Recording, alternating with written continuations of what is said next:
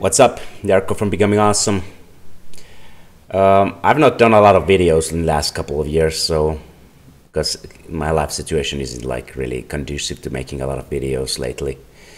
But I found a little pocket of time today to make a fight video about my my only fight so far. So I'm gonna put it here open and. Because I often end up sharing this fight, even though it's been 5 years, almost 5 years since I fought. I often end up sharing this fight with people, since it is my only fight. And I often share it with people who don't really have much context for fighting. So I thought making a commentary over it would be useful for some insight and context on what's been happening in the video. But yeah, I can go a little bit through my reasons for not fighting since this fight and what the future holds, like how soon I'm gonna fight again after the fight. But let's just get into this. Let's just get into the fight. So yeah, my opponent is from Cagayan de Oro. He's in black trunks and red shin pads, and I'm in blue trunks and blue shin pads. So I was feeling very nervous and scared.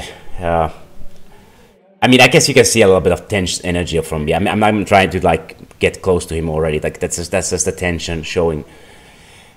And as I did, it kind of felt like I'm sleepwalking. And then when you start getting hit to the head too, that really like adds to that feeling like you're in a cloud or something, like in a fog. You're walking in a fog. That's how it feels like. And I had also like under-prepared for this fight, so I had not like properly sparred many times. I had never taken a hard leg kick, I think, until just what happened there. I catch him with a pretty good left hand there, but obviously there was not much power behind it. This one was actually better because he was off balance the second. And he, you know, but I'll just get straight on his face. And he's clearly feeling uncomfortable with that because he keeps throwing those push kicks. So my strategy is not very complicated. I just keep basically walking into the pocket and throwing a left hand, which is a typical southpaw strategy. That wasn't a very clean shot, but he complained about me stepping on his foot. That's a strategy I learned from my first coach back in Bangkok Fight Lab. I don't know the coach's name. I only was there a few times, and I wasn't training very regularly then. But yeah, I'm really loading up and telegraphing my shots, so he's managing to get out of the way pretty easily. And he's feeling himself because he got out of the way of those shots, and he's hurting me with these shots. It's like they don't look much, but every one of these kicks and punches really hurt. More so the kicks to the legs, because the punch to the face, it kind of just feels like a flash. There I caught him with a good knee to the body in the clinch. I obviously have size on the guy. He weighed in 72 kilos and I weighed in 74 kilos. But I'm conditioned, whereas he looks like if he really was conditioned, he would be one weight class below, maybe 2 weight classes below.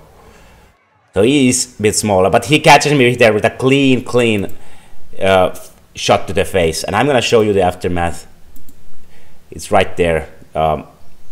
My nose was split from the outside, and it was obviously bleeding from the inside too. All night long I kept bleeding, and also I was coughing. I don't know what the coughing thing was. Maybe it was just from the strain, or was it that I was internally bleeding down my throat too? I don't know. But yeah, my lip was also obviously swollen. But yeah, let's get back to the fight. So yeah, I look fine at first, but then you see that stutter step behind. I'm rocked, and I was feeling. I didn't know what happened, obviously. But I felt like my body felt a little bit more limp, and I felt a little bit more like I'm walking in a fog. So I knew something had happened. I knew that shot had hurt me. And when the ref comes here to look at me, I know, okay, I'm bleeding. I must be bleeding because the guy is checking me. But see, now I'm already like, okay, I caught him with a clean overhand there. Not the cleanest, but like pretty clean overhand there.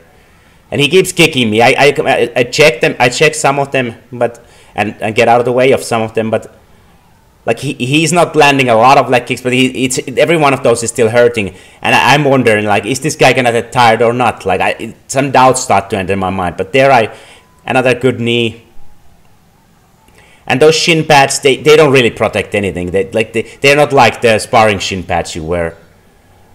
Those are more for show.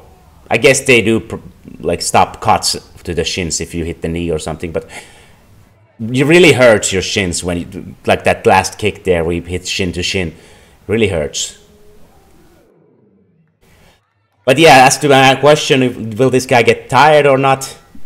He will get tired. In fact, he told me he was out of oxygen, and you can see here, bad decision to go for a push kick, and he falls right into my range, and I catch him with a clean two left hands there, and I know he's hurt because he's not returning fire and he's not getting out. So, like, I know I got him good, and then I just swarm him, try to hit him as much as I can. Not very technical. I keep switching stances unintentionally because I'm so overextended. But you know, it's the amateur fight, so ref sees he's getting overwhelmed. He's gonna step in and give him a standing count to protect the fighter. So yeah, again, he's very gassed, so he's making bad decisions like that jumping push kick. Like, what is he even doing? I think this guy has some fighting skills, but he's just so gassed that he makes bad decisions.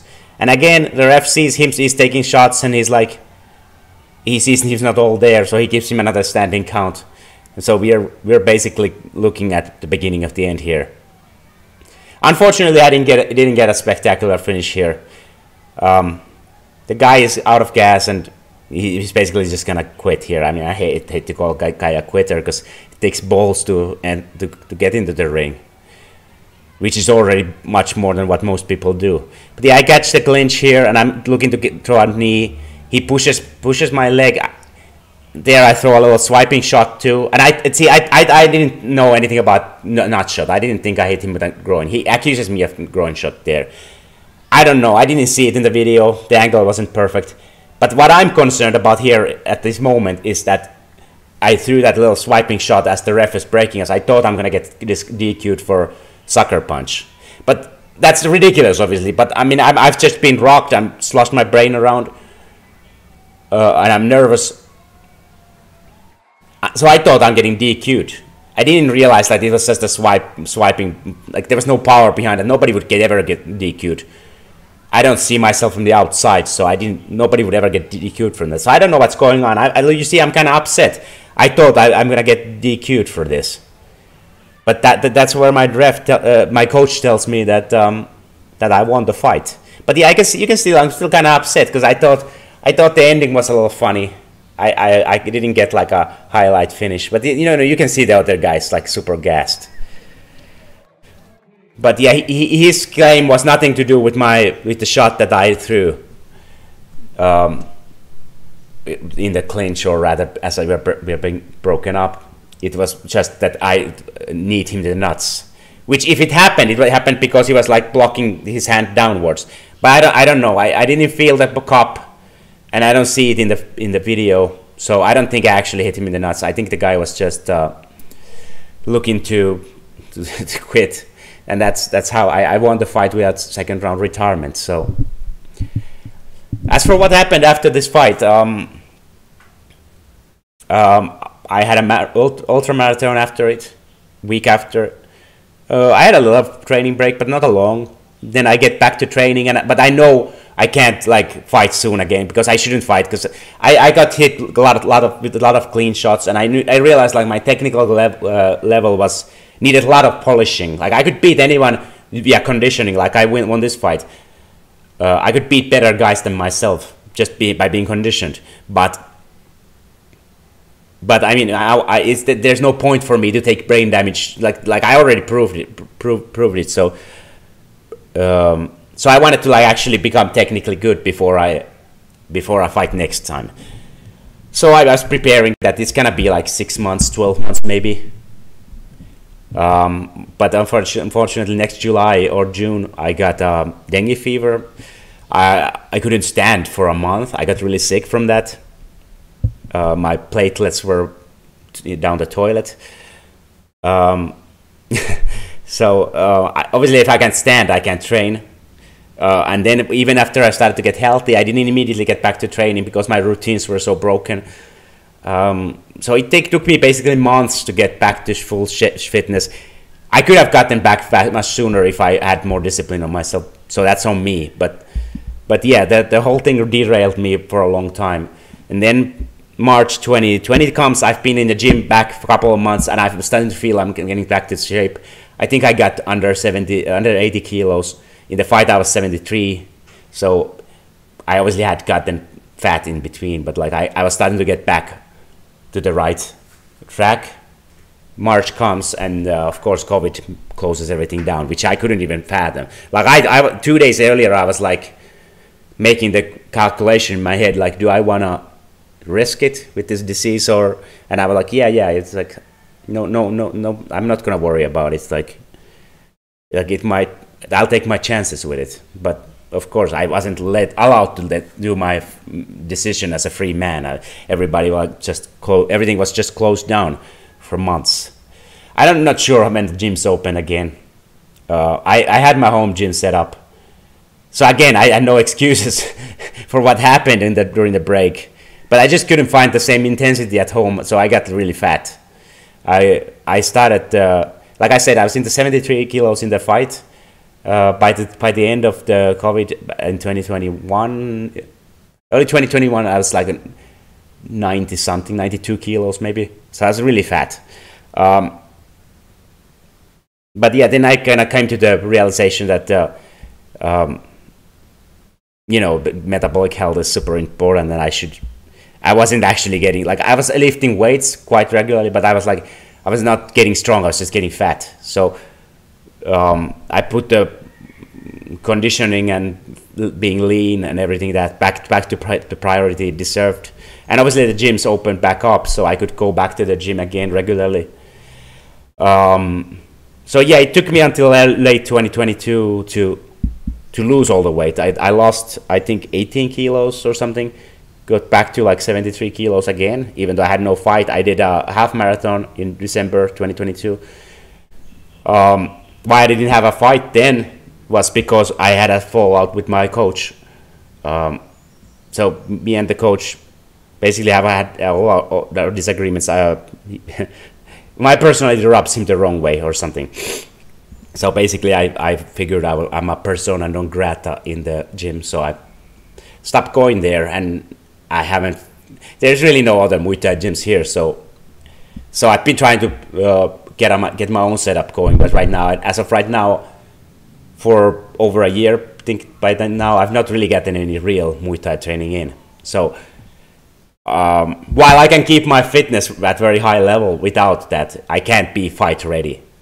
So I would need a few months of like real fight preparation to get ready for a real fight. But God willing, it will happen next year. Whether I find another gym, I could find a boxing gym and just do a boxing fight instead, which would be just as good in my eyes. Though I really do prefer Muay Thai because there's more tools to use. But yeah, and another option is to go out of town to train at some other gym for a few weeks in preparation and then fight, or build my own setup here. Like I have the gear. It's just you need bodies to train fighting with. But yeah, I think that's it. You saw the fight. You got some little bit of context for it. It was 5 years ago. Obviously, the fight was very low level, low quality fight. It was first fight for me, and the other guy had like maybe 1 or 2 fights before. I don't know his record really. So it's not like fighting technique extravaganza, but yeah, that was it. And I hope you enjoyed my little commentary over it, and hopefully I'll be commentating with over my next fights soon enough.